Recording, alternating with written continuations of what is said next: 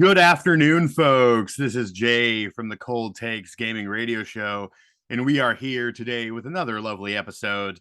And once again, I have everyone's favorite guest, Alie. How are we doing today, Alie? All good. How's everything going? Good, good. It is snowing crazy here.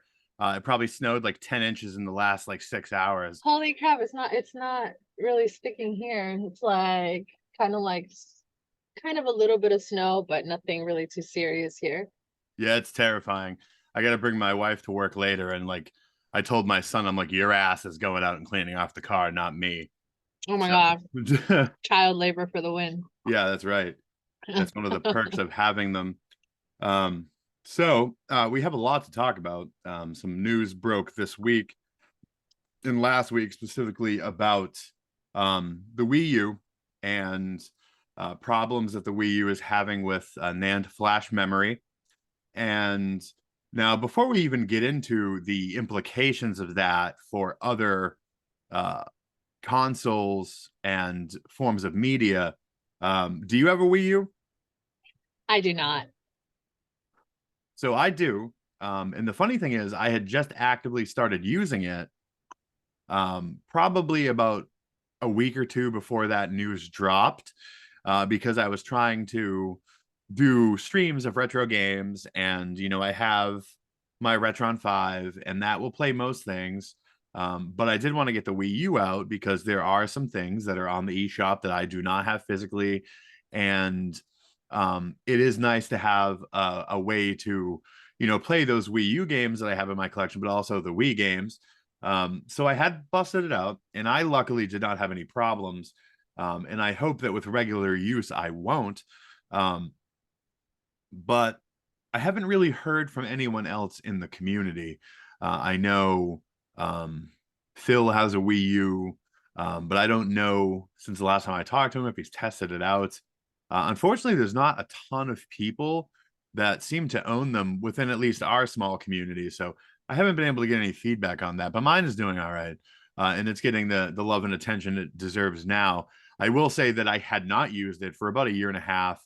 I had to like clean dust and soot off of it. So, but it is doing well. Um, but the big concern that came out shortly after that was that the Switch carts use a similar format of memory. It is still NAND flash memory under a different name. It is a more like advanced architecture. But there is some concern that games that are not played, um, which could be an issue for collectors because many of us have either such large collections that we don't get around to opening games until we're ready to play them, or some of us do collect sealed games. There could be a concern, depending on, from what I hear, the publishers of the carts, that some of the shovelware or smaller third party publishers are using less quality, so that the shelf life on those may be shorter if they are not played. Because what happens is, and again, I'm not an expert, I'm not an engineer, but supposedly um, someone had hacked a whole bunch of the code in the Switch to kind of look into this further. And the Switch does have an executable code that when a cart is interfaced with the console, that it does recharge that flash memory so that it would not lose charge and end up having errors. So it seems like it is possible to avoid this fate because that line of code is in the Switch, is programming, and will charge the carts. But someone I think of like you, or like Matt, who you were talking to last night, who said he had like 900 plus Switch games. I don't understand or see how it would be possible really to go through all those. And you would have to open quite a lot of games that you probably still have sealed. So, what do you think about this? What are your concerns with this? Do you plan to try to address it by opening games, or having like a day where you try to cycle as many games as you can? Or what's your plans here? I'm actually first time I hear all of this because I heard it from your podcast. And I kind of freaked out And now I'm not only worried about like the Nintendo shelf life, but I'm also worried about like the PS Vita shelf life because if they're both made of cartridges, I'm assuming the Vita has the same kind of similar, I guess, hardware. I'm not sure, along the lines of how similar, but I imagine eventually even the PS Vita games are going to die down. So I'm over here collecting and trying to fulfill a library to have the complete set. And God knows if in 30 years they're going to work and if I wasted all my money because I wouldn't even be able to resell them. Um, I'm not really too worried about it right now. I mean, I think I read, was it from you maybe when you linked it to me, where they talk about they're working on a fix for it for now. Like people are investigating and they're trying to figure out what they can do so that they can preserve the shelf life. But I kind of look at it at the point of view of like, like the Game Boy games and how they also have kind of like an expiration. I don't know the logistics of it. I don't have any Game Boy games that don't work, but I know people who collect some of them, they have to like switch, what is it, the battery inside the cartridge? I don't know what it is that it is. Do you know by any chance, Jay? When the Yeah, Game Boy so Advance games? with that, it is the save batteries. Yes, That's specifically the problem with a lot of games, but specifically the ones that I have. All of my Nintendo, Game Boy, and Game Boy Advance Pokemon games have dead batteries, and it's as simple as opening them up. And I want to say most of them take like a basic watch battery, but yeah, that's something that can be easily done with open cart surgery because exactly. they are still, more of a mechanical device as opposed to something that's completely computer chip Well, based. I'm wondering if they'll be able to make a fix for something like that when it comes to like the Nintendo Switch cards, if this ever happens 30 years from now. I wonder if there will be like a fix for it in the long run. Well, Like, we were actually talking about it on stream yesterday, and Brandon from Just the Gems came up with the idea, and we told him, me and Mandy and Zoo were telling him he needs to market it. Um, Coming up with something that could maybe charge all of these like electrical ions or whatever that are in this flash memory all at once with multiple carts. So maybe it would have like 10 or 20 interfaces that you could put the carts into at a time and then turn it on, let it idle for a while. And it could maybe kind of emulate that and charge those carts so that it doesn't lose that electrical charge. I don't know what the technological roadblocks to that would be, if that could possibly damage like the memory, the things you have saved on the cards or not. But I think that that may be something we could look into. Maybe someone can develop something like that where you can charge multiple carts if this really becomes an issue. that would be um, good. but I think the real shocker is that everyone has always talked about how the boards on Super Nintendo, N64, anything that's with the like the actual like computer chip boards, that they could degrade or be damaged over time. And then of course we have the disk rot, and everyone was always worried about those. But I think a lot of people assumed that we were completely safe with these small cards, like the Vita, like the Switch, like the DS, that used something that is less uh physical and more electronic based. And but the fact is, obviously, that's coming out now, and it's a surprise to some that there is some danger with that. And I think the danger is much less. And I mean, honestly, I'm 39 years old. If the average first party Nintendo cart is supposed to have a shelf life of 30 to 40 years, I will probably not be alive when I'm 80. So Yes, um, but you do want to know that you spent all this money along in the long run, and then your children will be able to either sell it or play it themselves. Um, you know, I collect my video games not because it's just during my life. Like I'm hoping that in the future, like one of my children will be a gamer too, and hopefully that will keep it in the family long run. Like every generation system that comes out, they'll just continue and have like this huge, awesome game room in the future. Um, so I mean, having to have a cartridge that has a time limit, that's really frustrating, especially since, we spend a lot of money on these video games. If you calculate more or less how many games I have on my shelf times, let's say even $30 for each of them, I have around $12,000 that I probably invested in my Nintendo Switch games alone. And to have that just die one day, I mean, that's gonna hurt. I mean, it's gonna hurt me, my wallet, the defeat of not being able to finish my backlog, because let's be honest, I'm still gonna be playing my backlog in my cemetery at my grave. I want to be buried with them. Hopefully I can still play them when I'm dead, you know. So I mean, I they better work, because this is post death that I'm talking about, okay? I need to be able to play my Switch while I'm a ghost. I think it also brings up some interesting things about that people don't often think about as these games as like heirlooms and things that we want to pass on. I don't know that most of us in our like FOMO collection frenzies are thinking about passing them on to our kids. I certainly probably haven't. I've thought about the monetary value of them, but yeah, that is definitely something to consider. And the other thing to consider is, and you see this with like Sega CDs and like the CDI and the 3DO, as these things age and the systems start to break down, uh, I think we could see something as far as a similarity in the values skyrocketing as we get towards these limits, 20, 30 years from now, if a lot of these games are breaking down. So say you take something that had a fairly limited release, um, think of like a random Switch game that you have that was through one of the limited companies, or you've got a special edition of it, or something like that.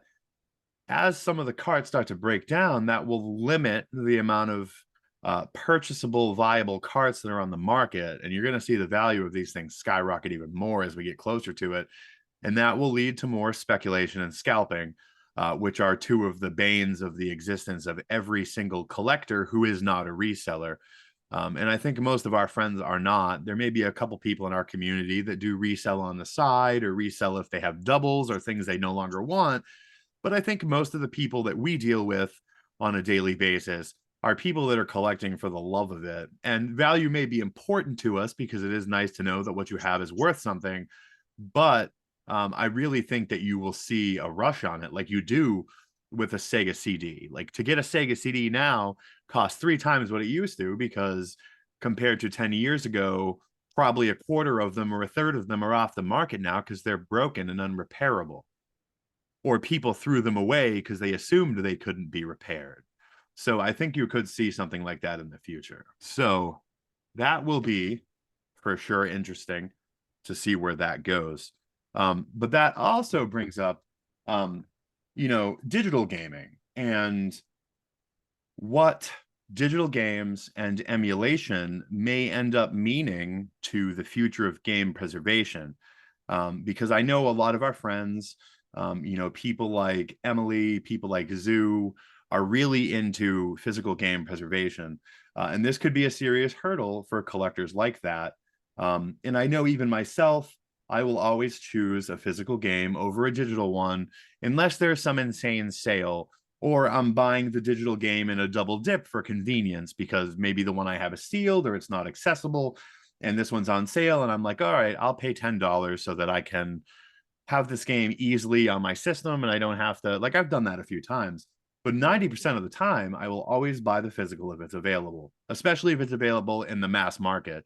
I don't always use things like East Asia Soft or any of the limited run companies, because I do have some anxieties that are on me personally about buying things online. But always will choose physical over digital, especially in the mass market. But it leads you to question whether completely shunning digital games is something that's good for the history and the uh, future preservation of games.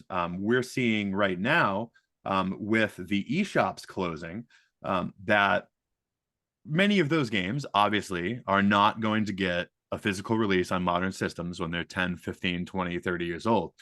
But I do hope, and I think a lot of people do hope, that all of these games that are going away with the 3DS and the Wii U shops, that they maybe would get a digital port over to the Switch to preserve those games in a wider range. Because yes, there will be people that have Wii U's that care for them and hopefully they'll last and they will have those things on them. But when I look at a game like, I was looking at a couple of the advanced war games, those can be pretty expensive if you buy the carts for the DS. Um, there's been 4 or 5 of them that came out in North America. They're fun games, great like tactical games. But when those G shops go down, unless you have those carts, that's gone. And I promise you, every game on that eShop will see a percentage rise, probably at least 25% in value on the resale market because they're no longer available digitally. So, what do you think about that? Do you think that this could change your attitude on digital games? And do you hope to see them port over more of these older titles for maybe affordable prices on the Switch eShop or the PlayStation Store? I have to, you see, I'm not, I am, okay. I never was a digital, gamer. I don't have a problem with people who are. I know a lot of wonderful people who would prefer to purchase digital games over physical games. I am not that person, or I wasn't that person until the Steam Deck came out. Once the Steam Deck came out, I said, well, this is like a door to a whole new different world because let's face it, not all Steam games are uploaded onto the Nintendo Switch library, and not all games are physical. So for me, I am a supporter of indie developers, and so having a digital game on a Steam Deck, it just makes this a very good convenience to me. Now, I'm gonna take like an example. The only thing I don't like about digital games, for me personally, is that you could take, let's say, any famous Mario game, right? And you're gonna compare the prices from the physical version to the digital version, and you'll notice that there is no difference in price. Now, me as a person who is a collector of physical games, obviously will take the physical route, have the physical copy, put it on my shelf, and the end. But if someone is not a physical gamer, maybe they don't have the shelf space, maybe they don't have the security of collecting games in their neighborhood. Everybody lives in a different demographic. Not everyone can have the space, capacity, or security of collecting video games. Then, of course, for them, the digital route is the best route. Now, is it worth paying $60 for a digital game that you can have physically in your hand for the same price? Honestly, I don't think so. And Nintendo needs to step up with that because I feel like this is only a Nintendo problem. Because if you look at like PlayStation stores and Xbox, their shops, and if you look at for example, the Steam sales, you realize that you can get all of the same, if they're available, obviously, on the Nintendo Switch. Most of these titles are half price on these other, major consoles. And you sit here and you're like, well, why do I have to spend like the full price on this game on this system when I can just get it on sale during like, a summer sale, for example, on Steam? And for me, that's the problem with Nintendo. And this has always been the problem with Nintendo. Nintendo does not ever lower its prices. Like you can be sitting there waiting for a good sale for digital games, like, oh, I really want that Mario Odyssey. Mario Odyssey is still $59.99. And you're like, what's going on with Mario Odyssey? It's been out for how many years and it's still the same price and sometimes you will even notice that there will be a sale for the physical version of the game and it's like $45.99, but then you'll go to the digital store like, okay, so that probably it's on sale on digital, but nope, it's still $59.99. So it really upsets me. I feel like you can't really preserve when it comes to digital gaming because also you got to remember it's on cloud. Everything is up there in the system. I'm not saying this is a possibility, but let's say tomorrow electricity stops and we aren't able to, I don't know. Okay, well, maybe that's a bad example because we'd have to charge our systems, right? Okay, bad example, guys. Sorry. We'll Let's all go set up back. We'll all set up treadmills to power our systems. Exactly. Oh shit. Oh my God, that was the worst example. I'm sorry. I'm sorry. Okay, okay, okay. Let's do this again. Let's say tomorrow, like the, network basis, we don't have any more internet. That's a better example.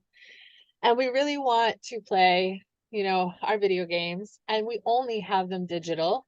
And they're all, and yes, they're downloaded into our system, but if let's say there's a patch, an update, or something that we forgot to do within the years that we haven't played a game, we're out of luck, and now this game doesn't go forward, or there's like some kind of error because of lack of update, or the system store closes completely, and as a result many of these games might get deleted, which I think we saw with the PS Vita, I believe. Yeah, and there's a huge problem with, say, like some of the stuff that Xbox is doing, and the fact that a lot of the PlayStation stuff on the PlayStation Plus subscriptions is still stream only. Streaming games is a great idea, and it may be a temporarily good business idea, for a reduced cost, because you're not even getting the data. Like, you don't even get to get the code of the game so you can back it up on a hard drive. Like, you're completely dependent on the internet. So I think those things are very poor for game preservation, and they're fully dependent on a global, working, healthy internet, and a healthy internet at your home. Um, like right now, if you have a hard month and you can't pay the cable bill and your internet and cable gets disconnected, you can still play your digital and physical games on your Switch. But if you are a member of, the Xbox Game Pass or the PlayStation Network stuff, the stuff that's stream only, you now can't access. So that could be a Right. problem. And that could happen to any of us. Most of us are one or two missed paydays away from being in deep shit, no matter how financially well off we are. So I think that's really important to keep in mind. So we are coming up against the break. We still have a lot to cover after the break. We're going to get into a little bit about the value of games, and the value of playing them versus owning them, and then we're going to get a little into streaming and the nostalgia that can create amongst friends and family, and then some concerns I have with some recent people making attacks on gaming couples and families. So we'll be right back with a lot more with Alie after the break.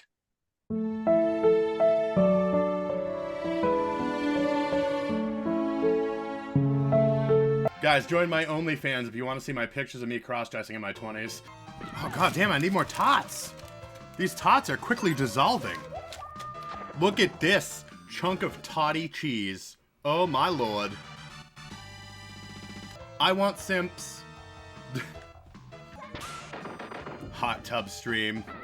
I need to get one of those like inflatable hot tubs that you can get at like Walmart for like $300. Set it up in the middle of my living room and like destroy the penthouse. Frickin' destroy the rugs and do structural damage when it starts leaking because I popped it. Yeah, like I can imagine, like it completely floods like the downstairs apartment, and they're like, what happened? And I'm like, I was doing a hot tub stream on Twitch for donations.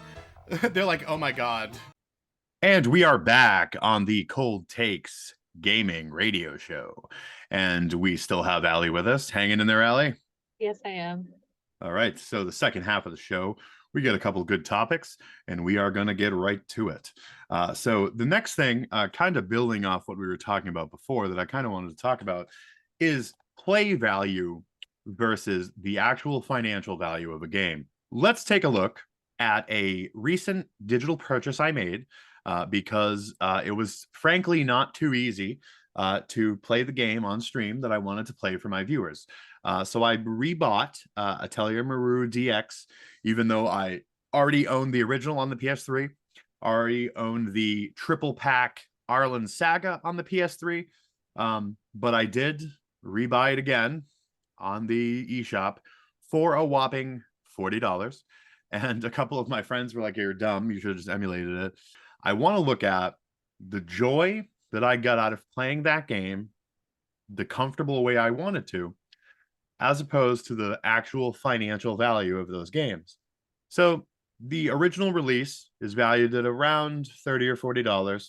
And that Arlen Saga that has all three of the Arlen games from that trilogy is valued at around $80 to $100. So actually having those games, all right, is worth about $110 to $120.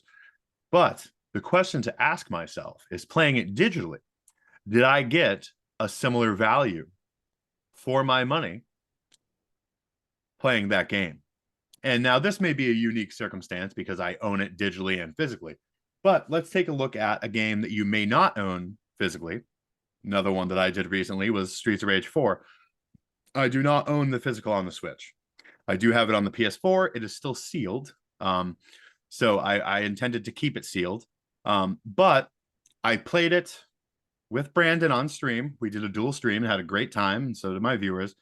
And then I also played it pretty obsessively the next 2 days by myself to unlock the game and help everything in the game, all the characters and stuff, and 100% it. So I got that on sale. I believe it was $24.99. It was normally like 40. So I got to ask myself, did I get enough value out of that game to justify buying it digitally as opposed to going and getting that game physically?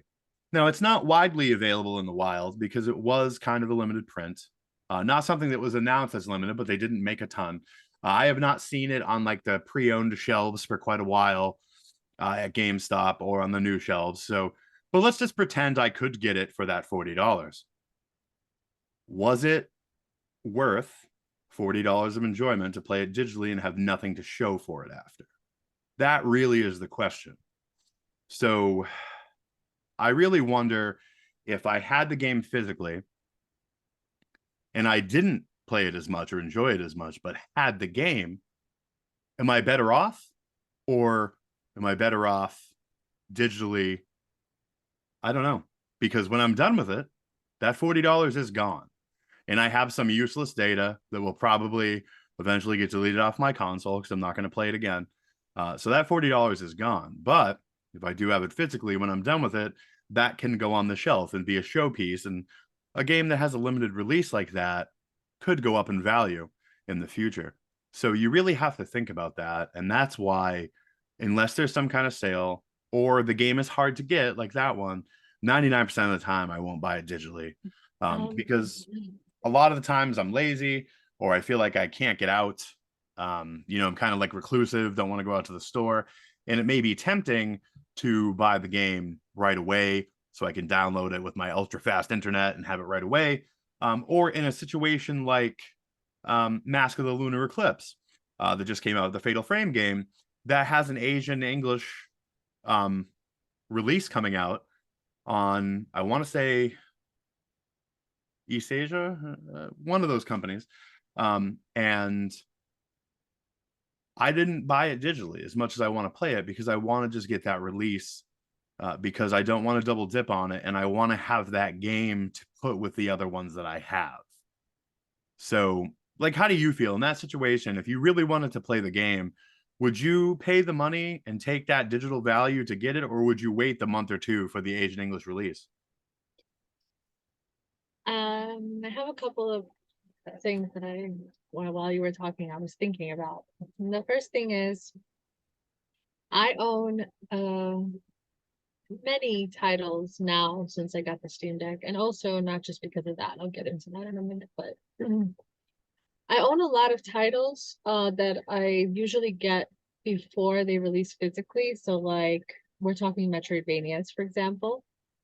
And because I really want to play this game, I'll purchase it digitally for probably like 20, 25 to $30. And then eventually it'll get a physical, and then I'll go and double dip on the physical for another $30.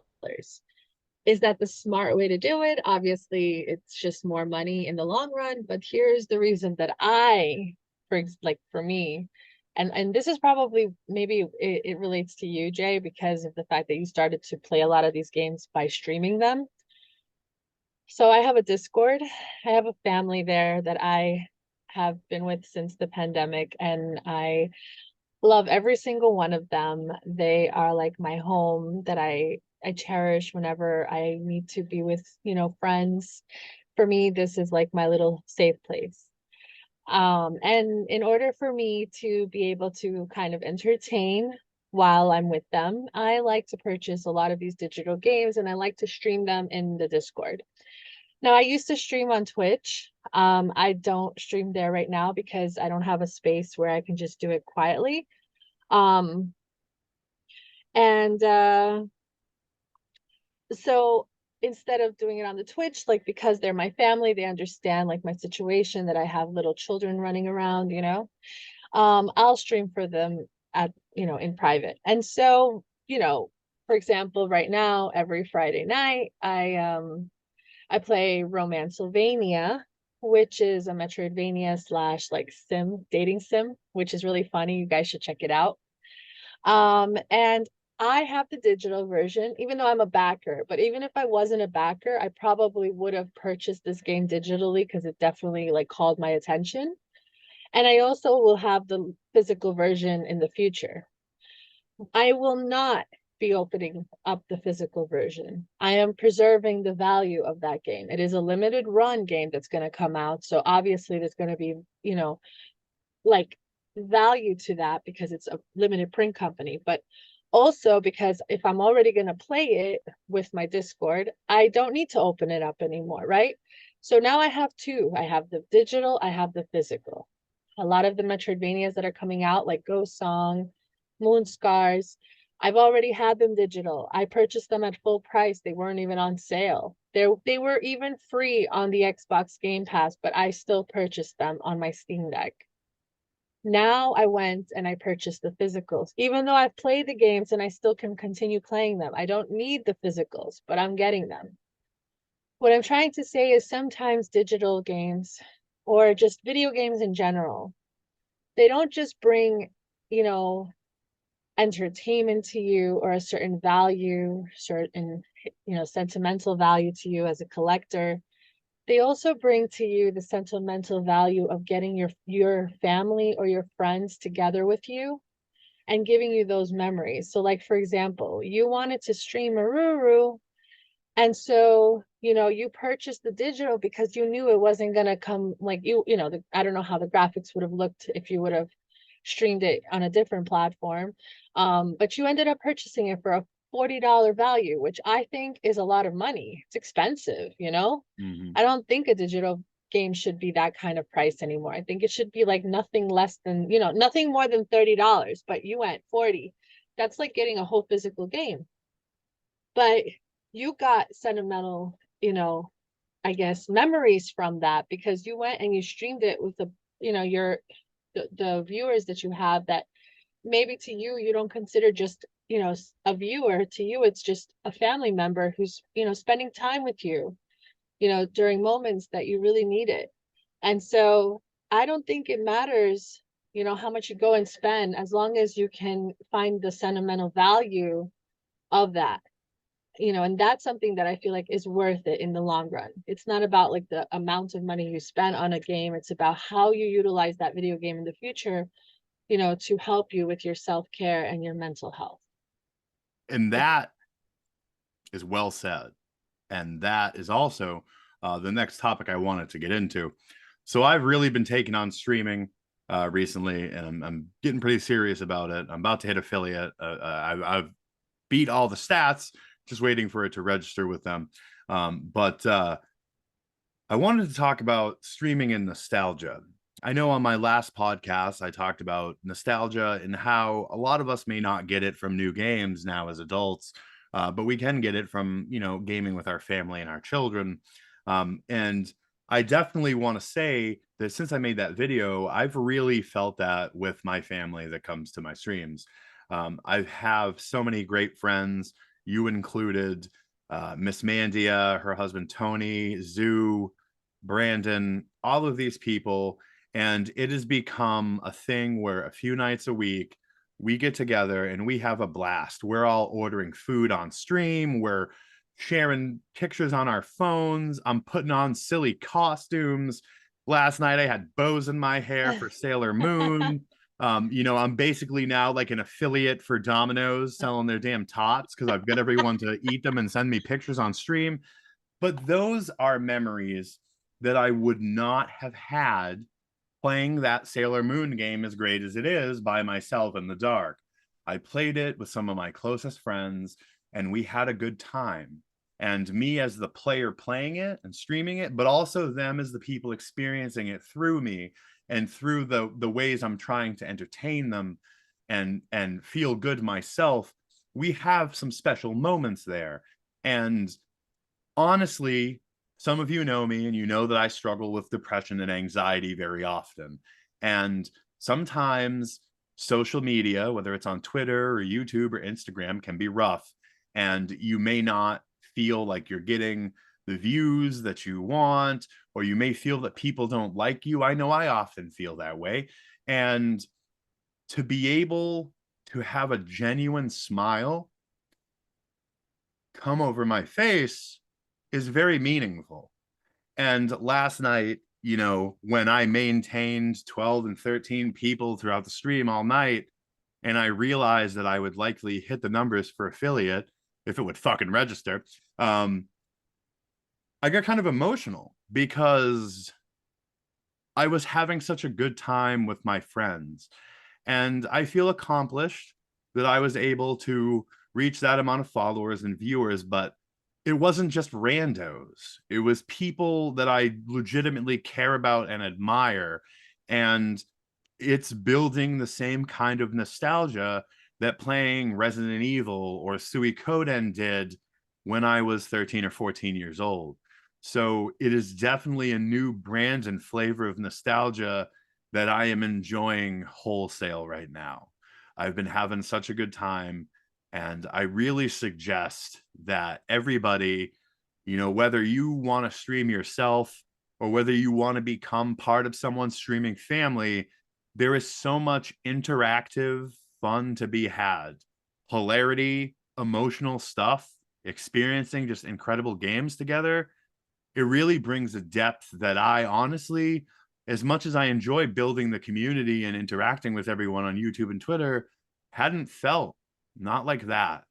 So I really, really suggest everyone, either if you think you have the ability to entertain people, stream. If you think you have the desire to have a family around you and to enjoy someone's content like that in this nostalgic, fun setting, join someone's stream family. It's just really incredible. And it's something that a couple weeks ago, when I first started back streaming, I just kind of looked at it like YouTube. I was going to try to be as funny as I could.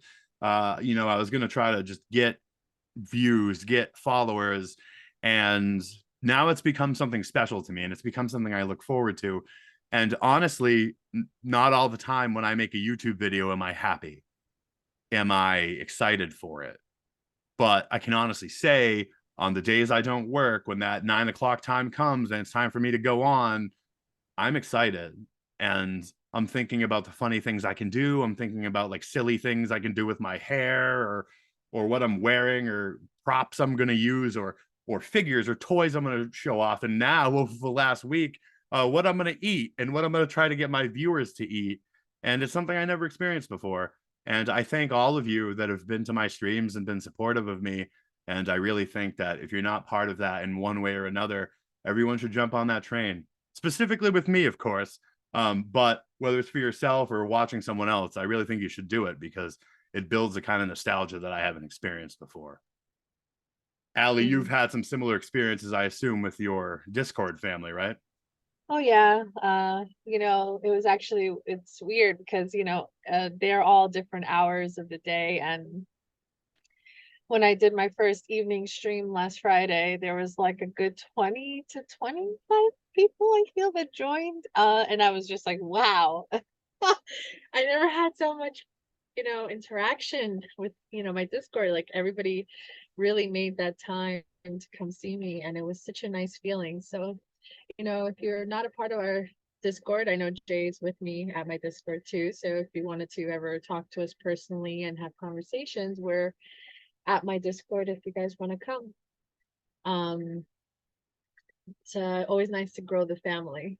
And you'll be able to see me stream only there, so you won't see me on Twitch. I'm still trying to get her to do a guest stream with me at some point. One day. Let me move first and have my own bedroom where I can lock my doors away from my children and I don't have to sometimes, tape them to a wall. And then, I'll definitely do guest streams with you. So that leads me into our last topic of the day. It's something I came across on Twitter yesterday, and I posted about it. And the post got quite a lot of attention from people, and some good support behind it. So some asshat posted a video of what looked like a very happy, well-adjusted young couple that had an incredible setup that were either playing co-op or streaming together, and they had like cats walking around the house, and it was demeaning them for not having a family and just playing games, and that it somehow was like a mask for depression. And it was like, oh, these some people are so depressed they don't even realize it. And for one, that triggered me a little bit as someone that suffers from depression and anxiety, um, who has used gaming in a therapeutic way, and who has used gaming with my wife, with my child, and with my closest friends, like Alie and Brandon, as therapy. So I can't even believe that this asshat would go out there and insult these people who are living the life they want to live. And it really upset me that still in this culture today, even though gaming is more pervasive and popular than it's ever been, there is this little stigma that if you're a gamer or a streamer or a gaming YouTuber, that there's something wrong with you, that you're hiding some deep seated mental illness or unhappiness with your games. And I just think that's the biggest crock of shit I've ever heard. I've had such great memories with my family and friends in gaming. I can remember helping my son get his first platinum trophy when he was like 6. There's multiple games that I've played through either co-op with my wife or we've watched each other play. There is just innumerable memories I have that are all positive about gaming. I can't think of any negative ones that weren't something simple like getting into an argument on like a Final Fantasy 14 like party chat. But like every memory is positive. And I'm not saying there aren't people who lean on gaming too much and that's all they do, and they're not maintaining a job and they're not taking care of themselves, or they're neglecting their family. That would be a problem. But that would be a unique problem, unique to that person, and something that we should not project onto random couples on the internet. Me, I maintain a very, very good job. It's how I'm able to afford my hobby and still live comfortably. And I have always taken care of my family, and I've never neglected my duties to play games. I have simply made my life so I have a very large amount of free time and all of my business is taken care of, and I can indulge in these hobbies, which are therapeutic because having that high paying job and going through the work of setting up my life this way can be taxing. And there are days at the end of it where real life has me very upset. And to come home and play games or stream or talk to my friends that I've met through YouTube and Twitter can be something that is utmost therapy for me. So, to anyone who's saying that, I'm calling you out. And if any of you fucking morons want to come on the show, I would be glad to tear your ass apart on the show because you are hateful. And I don't know if you're jealous or you're bitter about your own failures in life, but you're full of shit. That's my take on it. What do you think, Alie? I honestly didn't even hear about all of this until I read your post on Twitter. I didn't even know this was going on, but I'm not surprised. And I'm gonna tell you why. I obviously a lot of you know that I am in my final semester as a social worker, studying for my master's in social work. And I remember a year, maybe like half a year to a year ago in one of my semesters, one of the, my other peers like started talking about she's actually a social worker. She has a bachelor's. And so she was talking about how in her field there was a child who was 12 years old, and he was coming for therapy. And the parents of this child were very angry because he would spend many hours on video games. Now it wasn't affecting his education. He was a very smart boy.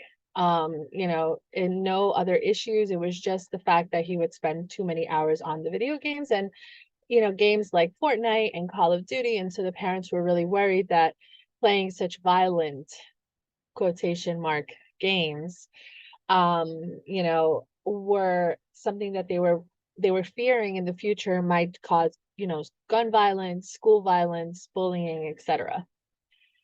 And so, in discussion, of course, if any of you have taken, remote university learning online, you would know that every week we have all the peers have to choose like two, to respond. And in this situation, we all had to respond to every single person. So the entire class responded to this one person, and everyone was like, yes, maybe limit video games.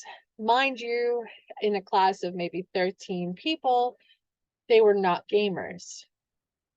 Now I'm here, and this is me, and I'm a gamer.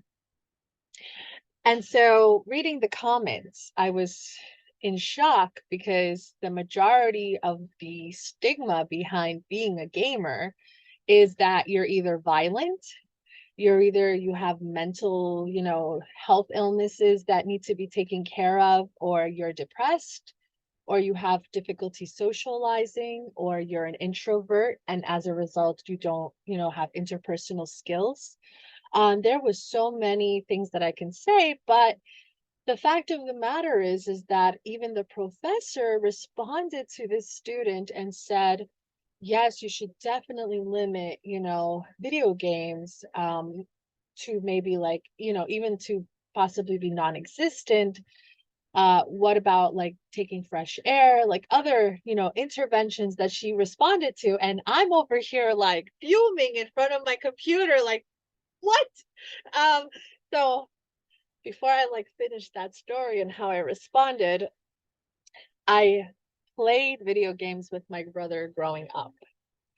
And because I have an older daughter, she doesn't like playing video games. But my little one is showing more interest because, she's watching me play Kirby, and she's like following the little images, and she kind of like enjoys it. And she says things like, oh, you're playing video games, mommy? Can I see? And it's like really cute. And so, playing video games is a big thing. Like, my husband is a gamer as well. And we both collect video games. We are both video game players, even though we don't play together, but he'll play his video game and I'll be right next to him on the couch playing my video game. And, we've played together as well. It's just, we have very different tastes in gaming. We do play Fortnite. So, I mean, if that counts, which is so violent, by the way. I can definitely see myself getting really violent after Fortnite. Um, yeah, so, I love the fact that families can get together over video games, because if you think about it, everyone who's listening to this podcast, what else are we supposed to freaking do in 2023 other than look at each other or look at our cell phones? There is nothing for others to do. We cannot go outside because of the pandemic. If we go outside, we're going to get sick. COVID is still in the air, blah, blah, blah. But pandemic, let's do it even closer. How much pedophiles are out there? How many like problems and sickos are out there? How much danger is out there? Like, kids these days can't even go like, mommy, I want to go to the park, and get together with their friends anymore to the park. Like, it's all different now. It's not the same as it was back then. So parents and kids, they're all cooped up in one home together. And what would you rather do? Would you rather take out Mario Party and play as a family? Or would you rather have all your kids with their heads in their cell phones and nobody's talking about anything? Like, how is that a problem? And how is that a, a reality of saying that that is probably due to mental health and because families are not happy? No, absolutely not. I think families that are stuck in their freaking cell phones every night, those are the families that are depressed and don't have, anything better to do, and that they're trying to just hide or project the fact that they're having issues. I don't think playing a video game with your family is a problem. So, going back to this discussion, I sat down, I flipped out, and I think I wrote 3 paragraphs. And I said, why is it that everyone in the class responded this way? This kind of puts me in a position where I feel like I was just called out because I'm a gamer and I play some of these violent quote unquote games like Fortnite. And I do not consider myself with any mental health issues whatsoever, and sometimes play them for 4 to 5 hours straight. But I'm also a straight A student, so how does that work? And so I respond, instead of limiting this child to his gaming, which he prefers clearly, it makes him happy. Why not allow him the luxury of playing what he loves and enjoys, as long as he maintains his grades and as long as he does promise to socialize, a few hours a day? Why not make a balance between all of those wonderful things for this person to become completely, well-rounded and have all of these skills that he learns, as opposed to limiting what he loves for him to have that anger built inside, which as a result can cause problems on his mental health. And the Absolutely. professor responded in shock and said, you know what, you're so right. And I didn't think of it in that perspective because I'm not a gamer myself, and I'm sure a lot of us are not. And to us, this is a different world completely. We're not familiar with it. For us, any game that looks like it's a dangerous game is probably a dangerous game, you know? So, what you just gave us, this intervention, she said, I will definitely keep it in mind and I'll even try to utilize it in my own practice. She's a social worker in the school setting. So imagine. Um, but definitely, I think gaming brings families together. And I think it's just one of those extra things that, families can do together and enjoy and build memories. So that when our children grow up, they can talk about their nostalgia when they were younger and they can be in the same shoes as us. I remember our parents and I remember us playing together. And I remember my mommy and daddy were happy together playing video games. And this is the kind of marriage that I want in the future, or this is the kind of relationship that I want, for my children. That is not a mental health issue. That is a beautiful family together and enjoying memories. Nothing else. Well said. Well said for sure. And one of the things you pointed out, I kind of want to build on there. So, with the culture of everybody with their face in their phones and sitting at goddamn dinner tables with their face in their phones, imagine putting the phone down for a minute and sitting at the dinner table. And my wife is telling me about the new update and content in Final Fantasy 14. And I'm listening intently and enjoying the conversation. And then when she's done, I tell her about the story that I just experienced in Octopath Traveler 2. That's actual human interaction. Whereas Definitely. putting your face in your phone and eating your dinner quietly with 3 other people sitting around you that you're ignoring is not. So I'd like to ask the gentleman that made that post, how much time do you spend on your phone? How much time do you spend watching Netflix? Unless you are a extreme athlete and you partake in those activities with your lover and your family and your friends, what are you doing any differently than us? But we're having more fun doing it and we're building memories. So I'd really question what you're doing. The bottom line is that everyone is entitled to their opinion. And if you don't like playing games, whether you're the guy that made that post or whether you were the professor in Allie's class, you have to realize that other people live life and have different experiences than you. And you have to realize that no matter what your beliefs are, you can't tell other people how to live. So, with that being said, we're getting up against the time here. Alie, thanks for coming on the show. It's been a pleasure as always. Mhm. Of course. We're gonna do this over and over again for a long time. So hopefully everybody's listening till the end of these videos. For sure. And speaking of that, listeners, thank you for tuning in. Please, if you haven't, like, comment, and subscribe on my channel. And also, don't forget to go check out Allie's channel. Alie, where can they find you again? It's at Nagy Alley or Alley in Wonderland. So, once again, thanks for tuning in. And as always, stay Stay creepy. creepy. All I right. always love doing that.